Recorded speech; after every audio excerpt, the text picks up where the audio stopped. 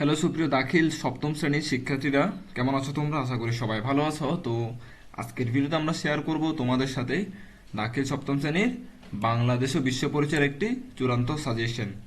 এর আগে আমরা যে ভিডিওগুলো দিয়েছিলাম সেখান থেকে তোমাদের অনেক কিছুই কমন পড়েছে, বলতে গেলে 100%ই তোমাদের কমন পড়ে।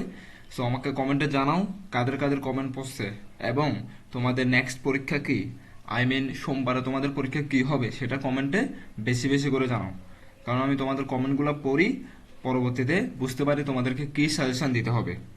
এবং যারা এখনও পর্যন্ত এই স্কুল এসপি ইউটিউব চ্যানেলটা সাবস্ক্রাইব করে না তারা অবশ্যই সাবস্ক্রাইব করে দিবে পরবর্তী ভিডিও সবার আগে পাওয়ার জন্য, কারণ তোমাদের বার্ষিক পরীক্ষার জন্য আমরা একটা ধামাকা নিয়ে আসতেছি।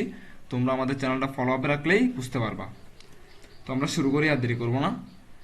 তোমাদের পরীক্ষার টোটাল টাইম থাকবে 3 ঘন্টা। তার মধ্যে তোমাদের 30টা নৈর্ভিত্তিক দেওয়া থাকবে। তো আমরা একটা একটা নৈর্ভিত্তিক পড়ে নিব। তোমাদের কাজ হচ্ছে আমার সাথে সাথে একটা একটা নৈর্ভিত্তিক ভিডিওটা থামিয়ে থামিয়ে পড়ে নেওয়া, না হলে পরবর্তী তার পড়া হবে না। 1 নম্বরে বলা হয়েছে পাকিস্তান গণপরিষদের কোন সদস্য রাষ্ট্রভাষা বাংলার পক্ষে প্রস্তাব উপস্থাপন করেন? উত্তর হবে ধীরেন্দ্রনাথ দত্ত। খ নম্বর, দ্বি-জাতি তত্ত্বের প্রধান প্রবক্তাকে? 2-এর উত্তর হচ্ছে মোহাম্মদ আলী জিন্নাহ। 3 নম্বরে বলা হয়েছে 21শে ফেব্রুয়ারিকে আন্তর্জাতিক মাতৃভাষা দিবস ঘোষণা করে কোন সংস্থা? 3-এর উত্তর হবে ইউনেস্কো। খ নম্বর, কতটি দল নিয়ে যুক্ত ফ্রন্ট গঠিত হয়? 4-এর উত্তর হবে 4টি। এরপরে 5 নম্বরে বলা হয়েছে ঐতিহাসিক আগরতলা মামলার মোট আসামি ছিলেন কতজন? 5-এর উত্তর হবে 35 জন। 24 নম্বর, সরি 6 নম্বর, 2024 সালের গণঅভ্যুত্থানের প্রায় কত হাজার মানুষ হত্যাকাণ্ডে শিকার হয়েছিল? 6-এর উত্তর হবে 1000। এরপরে 1000 থেকে আর বেশি হওয়ার কথা ছিল মেবি। 2024 সালে জুলাই গণঅভ্যুত্থান বলতে মূলত বোঝানো হয়েছে, উত্তর হবে কোটা সংস্কার আন্দোলন ছিল, অসহযোগ আন্দোলন ছিল, ফ্যাসিবাদী শাসন অবসানের সমন্বিত আন্দোলন ছিল। উত্তর বলতে পারবো তিনোটাই। তাহলে ঘ নম্বর। 8 নম্বরে বলা হয়েছে নবান্ন উৎসব হয় কোন ঋতুতে? 8-এর উত্তর হবে হেমন্ত। গ নম্বর। এরপরে আসো 9 নম্বরে। 9 নম্বরে বলা হয়েছে শিক্ষার্থীরা, তোমাদের জন্য খুবই সুবর্ণ একটা সুযোগ রয়েছে এবারে 2026-এর বিশ্বকাপের ফুটবলটি জেতার, সম্পূর্ণ ফ্রিতে। আমি যে প্রসেসগুলো দেখিয়ে দিব সেটা ফলো করলেই হবে। প্রথমেই তোমাদেরকে কী করতে হবে, তোমাদের যাদের দারাজ অ্যাপস আছে তাদের তো ভালো কথা, আর যাদের দারাজ অ্যাপসটা নেই তোমরা কী করবা, তোমাদের অ্যাপ স্টোর বা প্লে স্টোরে ঢুকে, যাদের আইফোন তাদের অ্যাপ স্টোরে ঢুকতে হবে, আর যাদের অ্যান্ড্রয়েড মোবাইল তারা প্লে স্টোরে ঢুকবে। প্লে স্টোরে ঢুকার পরে তোমরা দারাজ লিখে সার্চ দিবে, দারাজ আসবে। দারাজ আসার পর দারাজ অ্যাপসটা ডাউনলোড করবে। দারাজ অ্যাপসটা দেখতে অনেকটা এমন, ওকে। দারাজ অ্যাপসটা প্রথমে ডাউনলোড করবে। আমার ডাউনলোডটা হয়নি, এই যে আমার ডাউনলোড কমপ্লিট। তোমাদের ডাউনলোড কমপ্লিট হলে ওপেন করবে তোমরা। দারাজ অ্যাপস ওপেন হওয়ার পরে তোমাদেরকে প্রথমে লগ ইন করতে হবে। লগ ইন মানে তো বুঝো, এখানে তোমার নাম্বার দিয়ে চাইলে লগ ইন করতে পারো, অথবা তো ফেসবুক গুগল যে কোনো একটা দিয়ে লগ ইন করতে পারো। তাহলে আমি গুগল দিয়ে লগ ইন করতেছি। দেখো আমি গুগল দিয়ে এখন লগ ইন করতেছি। আমার গুগল দিয়ে লগ ইন করা কমপ্লিট হলে, এই যে কমপ্লিট, এখন কমপ্লিট হওয়ার পরে পরবর্তীতে এবার কী করতে হবে, তোমাকে দারাজ অ্যাপসটা ডাউনলোড কমপ্লিট, তোমার লগ ইনও কমপ্লিট। এরপরে তোমরা আমাদের ইউটিউব চ্যানেলের কমেন্ট বক্সটা চেক করবা। তোমরা যে ভিডিওটা দেখতেছো ওই ভিডিওর কমেন্ট বক্স চেক করলেই এরকম একটা মেসেজ দেখতে পারবা। ওখানে সবার সাথে লেখা আছে লিঙ্কে ক্লিক করো। এই লিঙ্কে তুমি ডিরেক্ট ক্লিক করবে, একটা ক্লিক করলে সরাসরি তোমার দারাজ অ্যাপসটা ওইভাবে ওপেন হবে। ঠিক আছে, প্রথমে কি অ্যাড আসবে, এই দারাজ অ্যাপস ওপেন হলো। ওপেন হওয়ার পর তুমি জাস্ট কিছু করা লাগবে না, এখানে যে হাতের আইকন দেখতে পাচ্ছ লেখা আছে help him and get free buy for yourself, এখানে জাস্ট একটা ক্লিক করবা। কথা বুঝছো? দ্যাটস ইট, তোমার কাজ কমপ্লিট। এরপর বাকিটা তুমি নিজে নিজে বুঝবা। তুমি যদি কাউকে শেয়ার করতে চাও শেয়ার করতে পারো পরবর্তীতে।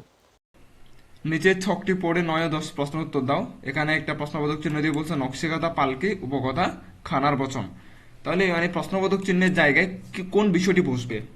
9-এর উত্তর হবে লোক সংস্কৃতি, ক নম্বর। 10 নম্বর, উক্ত বিষয় কী হবে উত্তর? বংশ পরম্পরায় ছড়িয়ে পড়ে বাংলাদেশের সংস্কৃতির অংশ, সাধারণ মানুষের সংস্কৃতি। উত্তর হবে তিনোটাই। তাহলে আমি বলতে পারি খ নম্বর। ক্লিয়ার? 11 নম্বরে বলা হয়েছে নাপ্পি বা সিদল কি? 11-র উত্তর হবে চিংড়ি বা এই জাতীয় শুটকি মাছের গুঁড়া। তাহলে ক নম্বর বলতে পারি আমি।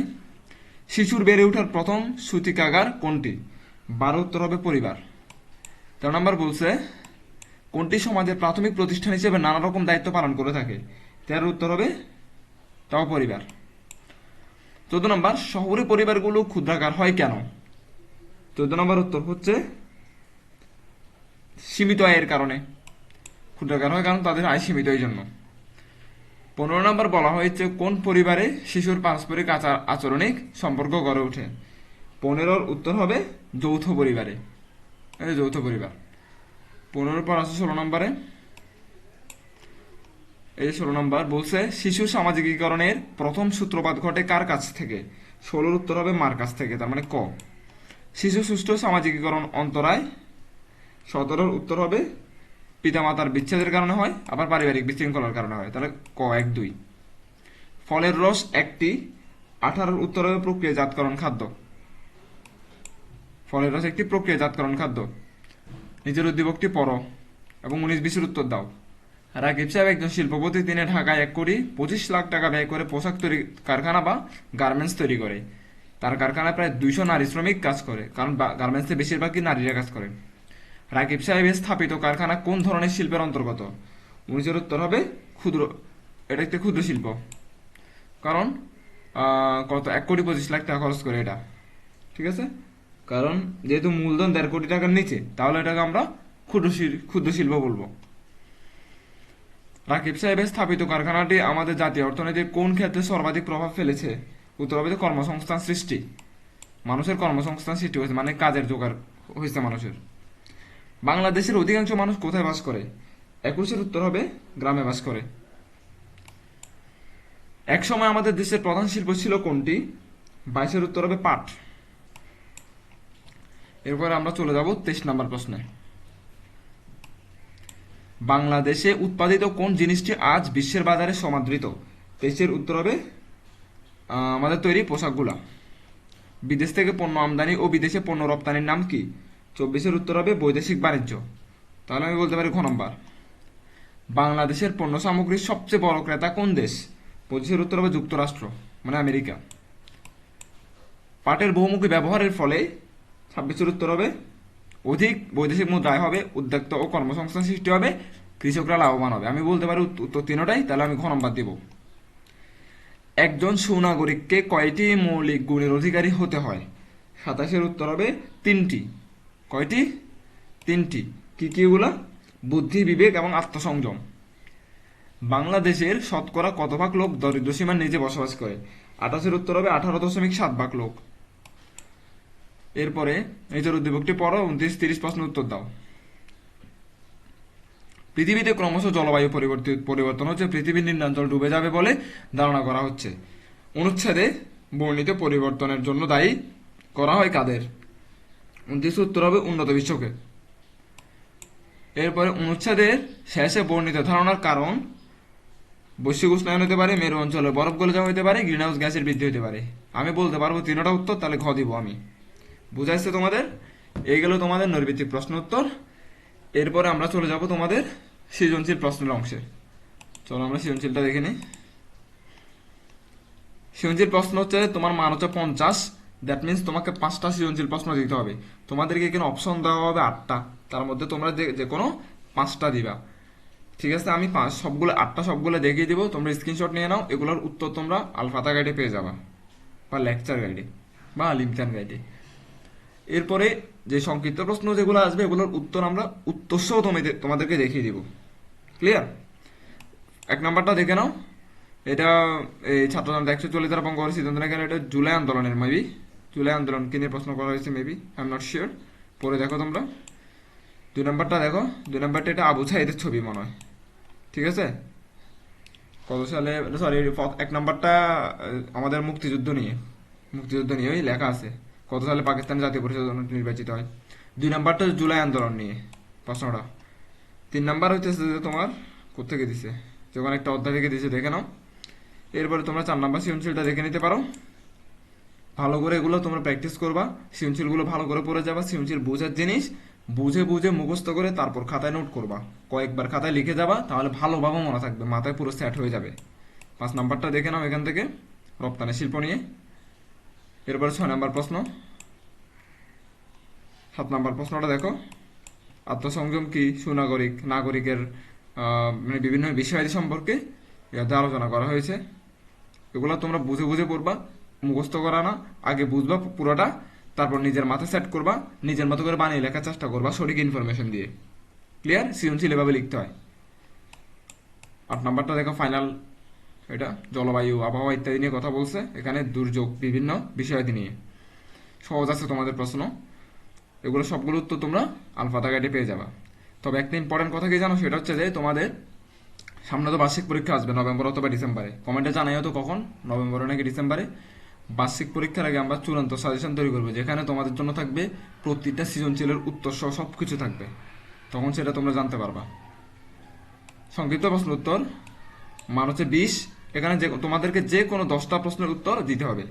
দেখো তো একটু কয়টা দেওয়া আছে, 1 থেকে শুরু করে 15টা প্রশ্ন দেওয়া আছে, তোমরা স্ক্রিনে দেখতে পাচ্ছ। এখানে 1 থেকে 15টা প্রশ্ন সব দেওয়া আছে। একটু প্রশ্নটা স্ক্রিনশট নেয় অথবা খাতা একটু লিখে ফেলো। লিখা হয়েছে? চলো আমরা একটা একটু উত্তর দেখে নিই। এই হচ্ছে প্রথম প্রশ্ন, তাহলে মোহাম্মদ আলী জিন্না এর দ্বিজাতি তত্ত্ব ব্যাখ্যা করো। এই যে বক্সে কত সুন্দর করে উত্তর দেওয়া আছে। মোহাম্মদ আলী জিন্না প্রস্তাব করেন যে ভারতবর্ষের হিন্দু ও মুসলমান দুটি পৃথক জাতি, তাদের ধর্ম, সংস্কৃতি, ঐতিহ্য, রীতিনীতি সম্পূর্ণ আলাদা, তাই এই দুই জাতির জন্য পৃথক দুটি রাষ্ট্র গঠন করতে হবে। মোহাম্মদ আলী জিন্না কথাটা বলে এই যে ইন্ডিয়া এবং আমরা, আমাদের মধ্যে কি মানে আমরা আলাদা আলাদা দেশ না, ওদেরটা হচ্ছে হিন্দু দেশ, আমাদেরটা হচ্ছে মুসলিম দেশ, আমাদের এখানে হিন্দু বসবাস করে বাট মেজরিটি হচ্ছে আমাদের মুসলিম। তো মোহাম্মদ জিন্না এই প্রস্তাবটা দিয়েছিল তখন, যে মানে আমাদের হিন্দু মুসলিম আলাদা আলাদা দুটি দেশ গঠন করার জন্য। এইটাকে বলা হয় কি দ্বিজাতি তত্ত্ব, বুঝছো? 2 নম্বর বলছে জুলাই গণঅভ্যুত্থানের প্রধান কারণগুলো কি কি ছিল? প্রধান কারণগুলো ছিল কোটা সংস্কার, সাধারণ শিক্ষার্থীদের উপর এই আইনশৃঙ্খলা বাহিনীর হামলা, তারপর হচ্ছে হত্যাকাণ্ড, এগুলো ছিল। কাদেরকে ভাষা শহীদ বলা হয় 3 নাম্বার?